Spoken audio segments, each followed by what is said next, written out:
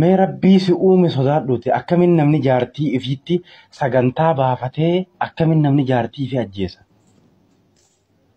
Tokkoffaa irratti jaartii isaa tahaa yeroo jirtuun anjiruu tana jibbeetiin jira maallaqa siifiin ergaa gara ilmoo teetii hoottuu.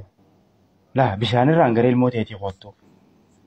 Lammaffaa ani jiruu shiraan xaxamte tana jibbeetiin jira isinirraa mana kophaa filadheetiin jira.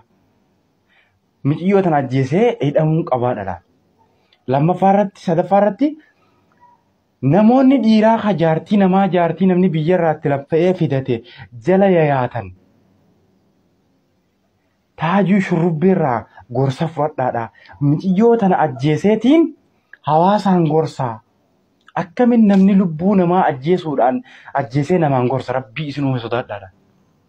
Garaa nama nyaatu kun. Garaa wal jaalatu santu waliif aada. Obsi jechuu malee maal qaba hamilee yaa hawaasa kiyya gaddi kan kee kiyyaa. Abbaa faadha isheettu mala dhabee iyyaa. Maalu